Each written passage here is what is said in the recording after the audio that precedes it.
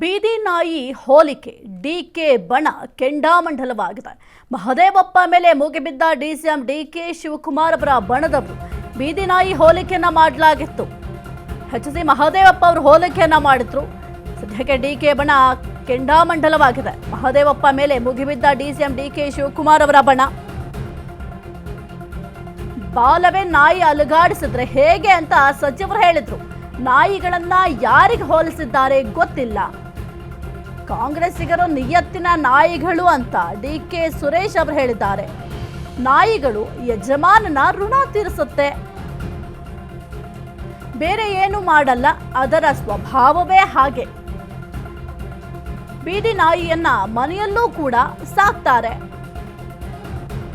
ನಿಯತ್ತಿಗಾಗಿ ಎಲ್ಲರೂ ನಾಯಿಗಳನ್ನ ಸಾಕ್ತಾರೆ. ಬೀದಿ ನಾಯಿಗೂ ಹೋಗಿ ಎಲ್ಲರೂ ಕೂಡ ಊಟ ಹಾಕ್ತಾರೆ. ಯಾಕೆ ಅಂದ್ರೆ ಅದು ನಮ್ಮನ್ನ ಕಾಪಾಡುತ್ತೆ ಅಂತ.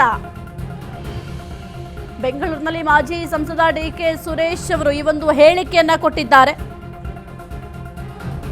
ಬೀದಿ ನಾಯಿ ಹೋಲಿಕೆಯನ್ನ ಮಾಡಿದ್ರು ಎಚ್ಸಿ ಮಹದೇವಪ್ಪ ಅವರು. ಈ ಒಂದು ವಿಚಾರಕ್ಕೆ ಈಗ ಡಿಕೆ ಬಣದವರು ಕೆಂಡಾಮಂಡಲರಾಗಿದ್ದಾರೆ. ಸದ್ಯಕ್ಕೆ ಬಾಲವೇ ನಾಯಿಯನ್ನ ಅಲಿಗಾಡಿಸಿದ್ರೆ ಹೇಗೆ ಅಂತ ಸಚಿವರು ಪ್ರಶ್ನೆಯನ್ನ ಮಾಡ್ತಾರೆ. ಅವರು ಯಾವುದೇ ಒಂದು ಸ್ಟೇಟ್ಮೆಂಟ್ ಕೊಡುವಂತಹ ಸಂದರ್ಭದಲ್ಲೂ ಕೂಡ ಕೆಲವೊಂದಿಷ್ಟು ಉದಾಹರಣೆಗಳನ್ನ ಕೊಡ್ತಾರೆ. ಆದರೆ ಈ ಒಂದು ಉದಾಹರಣೆ ಎಷ್ಟು ಸೂಕ್ತ ಅಂತ ಸದ್ಯಕ್ಕೆ ಡಿಕೆ ಶಿವಕುಮಾರ್ ಅವರ ಬೆಂಬಲಿಗರು ಪ್ರಶ್ನೆಯನ್ನ ಮಾಡಿದ್ದಾರೆ. ಏಕೆಂತಂದ್ರೆ ಅವರು ಒಂದು ಉನ್ನತ ಸ್ಥಾನದಲ್ಲಿದ್ದಾರೆ, ಹಿರಿಯರಿದ್ದಾರೆ, ಅನುಭವಿ ರಾಜಕಾರಣಿಯಾಗಿದ್ದಾರೆ.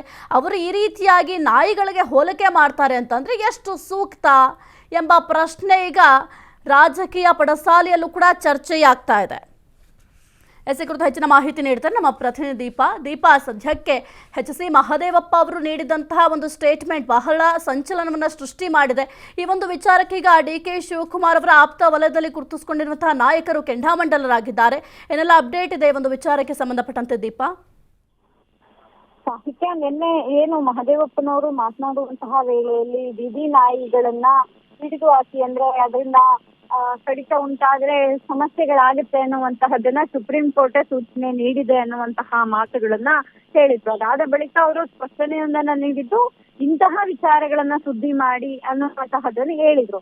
ಆದ್ರೆ ಆ ಹೇಳಿಕೆ ಏನಿತ್ತು ಅದು ಸಾಂದರ್ಭಿಕವಾಗಿ ಅಥವಾ ನಾಯಕತ್ವ ವಿಚಾರದ ಪ್ರಶ್ನೆಯ ಸಂದರ್ಭದಲ್ಲಿ ಕೇಳಿ ಬಂದಂತಹ ಸಂದರ್ಭದಲ್ಲಿ ಅವರು ಮಾತನಾಡಿರುವಂತಹದ್ದು ಹೋಲಿಕೆ ಬೇರೆ ತರವೇ ಇತ್ತು. ಆ ವಿಚಾರವಾಗಿ ಇವತ್ತು ಡಿಕೆ ಸುರೇಶ್ ಅವರು ಕೂಡ ಮಾತನಾಡಿರುವಂತಹದ್ದು ಈ ರೀತಿ ಹೇಳಿಕೆ ಸರಿಯಲ್ಲ ಅನ್ನುವುದರ ಜೊತೆಗೆ ಅವರು ಯಾರಿಗೆ ಹೇಳಿದ್ದಾರೆ ಅನ್ನುವಂತಹದ್ದು ಕೂಡ ಇಲ್ಲಿ ಮುಖ್ಯವಾಗುತ್ತೆ. ಯಾಕಂದ್ರೆ ಸಹಜವಾಗಿ ಕೇಳಿರುವಂತಹ ಪ್ರಶ್ನೆಗೆ ಅದು ಮತ್ತೊಂದು ರೀತಿಯಾಗಿ ಹೇಳ್ತಿರುವಂತಹದ್ದು ಅವ್ರು ಯಾರಿಗೆ ಹೋಲಿಕೆ ಮಾಡಿದ್ರು ಅನ್ನುವಂಥದ್ದು ಗೊತ್ತಿಲ್ಲ. ಆದ್ರೆ ಇರುವಂತವರು ನಿಯತ್ತಿನ ನಾಯಿಗಳು ಯಜಮಾನನ ಋಣ ತೀರಿಸುತ್ತೆ ಎನ್ನುವಂತಹ ಮತ್ತೊಂದು ಅರ್ಥದಲ್ಲಿ ಅವರು ಮಾತನಾಡಿರುವಂತಹದ್ದು ಎಲ್ಲೋ ಒಂದ್ ಕಡೆ ಆಪ್ತ, ಅಂದ್ರೆ ಡಿಕೆ ಶಿವಕುಮಾರ್ ಅವರ ಆಪ್ತ ಏನಿದೆ ದೊಡ್ಡ ಮಟ್ಟಿನ ಕೆಂಗಣ್ಣಿಗೆ ಇದೀಗ ಮಹದೇವಪ್ಪ ಅವರು ಗುರಿಯಾದ್ರ ಅನ್ನುವಂತಹದ್ದು ಕೂಡ ಚರ್ಚೆ ಆಗ್ತಾ ಇರುವಂತಹ ವಿಚಾರ. ಅವರ ಹೇಳಿಕೆಗೆ ಅವರೇ ಸ್ಪಷ್ಟನೆ ನೀಡಿದ್ರು ಕೂಡ ಸಂದರ್ಭ ಬೇರೆ ಇತ್ತು ಅನ್ನುವಂತಹದ್ದಂತೂ ಸ್ಪಷ್ಟ. ಸಾಹಿತ್ಯ.